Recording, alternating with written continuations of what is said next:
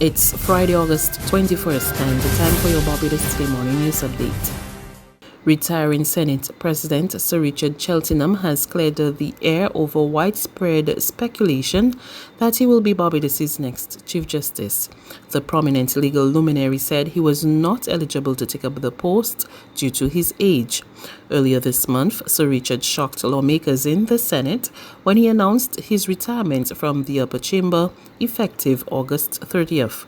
He told Barbados Today's Emmanuel Joseph that come December he will be 79 years old and cited Section 84(1) of the Constitution that deals with the tenure of office of judges. Hoteliers are in favor of mandatory COVID-19 testing for every passenger seeking to travel to Barbados.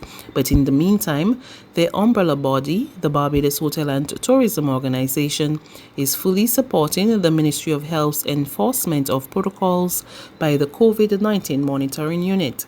BHTA Chairman Jeffrey Roach suggested that Barbados could be losing out on some visitors coming to the island because they were uncomfortable with the current protocols in place for travelers. One of the points as an association that we want to reiterate is that we are of the view that there's a requirement for 100% testing before boarding a flight to Barbados would be our preferred approach. Particularly for persons coming from high and medium risk countries. And this is because, we have had some feedback that has indicated to us that there are some persons who would like to travel to Barbados, but the concerns that they have is boarding a flight, having had a test, and the potential risk of sitting next to someone who has not had a test, and exposing themselves.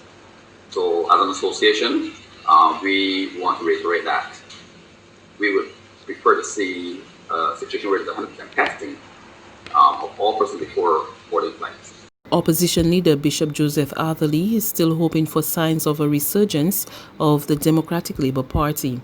The leader of the People's Party for Democracy and Development was reacting to news that some members of the DLP's old guard will once again seek positions of prominence in the party. But since last year, I said, in all honesty, I think it is in the interest of Barbados if the Democratic Labour Party could purge itself and experience a rebirth and a regrouping.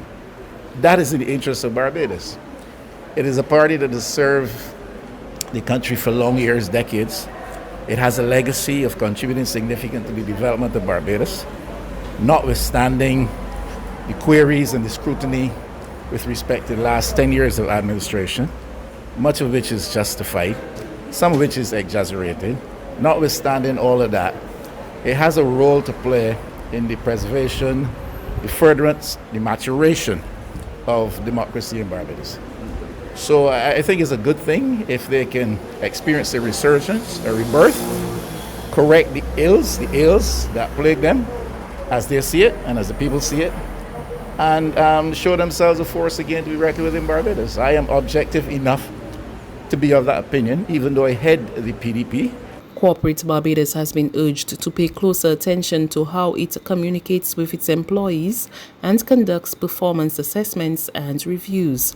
The advice is coming from a panel of experts as it announced the best employees of the year. Pauline Jordan, who heads a 3-member review panel appointed by Caribbean Catalyst Inc. to pick the winners of its 2020 Barbados Best Employer competition, said communication with employees is important. I've done this 4 times, and all 4 times I can say that our employees are telling us we need to do better in employee communication. Every single area that the survey looks at is important to good and healthy organisations. But if you're not getting your communication right, that's bottom line. Yeah? And it is up to the leaders of the organisation to make sure that communication is happening. So our people are telling us we want to know more, we want to hear more, we want to be listened to more, because we tend to forget that communication is actually a 2-way process. Yeah? We speak, but we have to listen. So they're telling us that. and it's continually happening. And even this year, again, we've got some great finalists.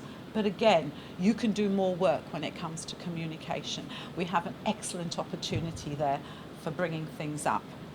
There's regional and international news after this short break.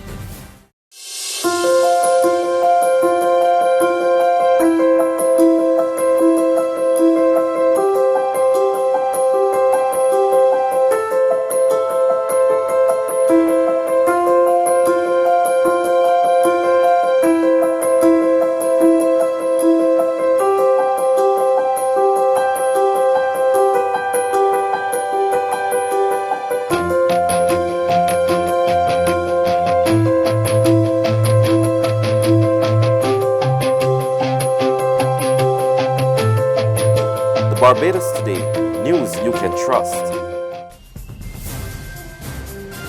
To news from our regional neighbors now, the COVID-19 count passes the 1,600 tally in the Bahamas, with 79 new confirmed cases recorded yesterday. The latest figures come even as the southern part of the country goes on alert for tropical depression number 13. We get more in this report from Eyewitness News. According to meteorologist Jeffrey Simmons, on its projected path, the depression is expected to increase to a hurricane status by the weekend as it nears the Bahamas. Now, as of this evening, there was an alert issued for the southeast Bahamas and the Turks and Caicos Islands. Our advice to the Bahamian public throughout the length and breadth of this country, prepare for a hurricane and be not dropping those guards at all. Right now, the projection is that at 8 o'clock on Monday morning, the system would be just to the west of Andros, the center of it, which means Andros would be in the most active part of the storm. That's the projection we have there right now. We have it at 8 a.m. on Sunday morning right now to be more over heading towards entering the center that is in the Inagua area. So we expect people in Inagua to start to feel the effects of this on Saturday night. Here in the capital, we could possibly start feeling the effects of this storm on Sunday night. And finally, U.S. Secretary of State Mike Pompeo has notified the United Nations that Washington will reinstate sanctions on Iran, previously lifted under the Joint Comprehensive Plan of Action known as the Iran Nuclear Deal. More in this report from Reuters TV. The United States will never allow the world's largest state sponsor of terrorism to freely buy and sell planes, tanks, missiles, and other kinds of conventional weapons.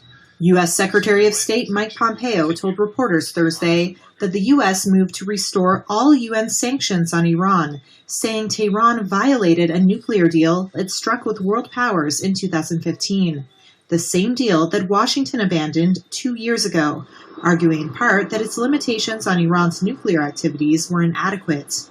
Today's actions puts additional pressure on Iran to behave like a normal country and to come back to the bargaining table.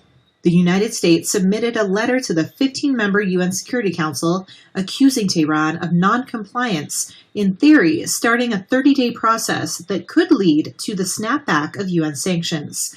However, major powers such as Russia, France, Germany, and the UK said they do not support the U.S. effort to try to restore sanctions. That's news. But for the very latest, visit us at www.barbadostoday.bb. You can also subscribe to our e-paper, email updates, or like us on Facebook, and sign up for our breaking news alerts via WhatsApp. We're also on Izumi Media in bus terminals, as well as screenplay at supermarkets and gas stations near you. And you can also hear us on Mix 96.9 FM and Capital Media HD 99.3 FM.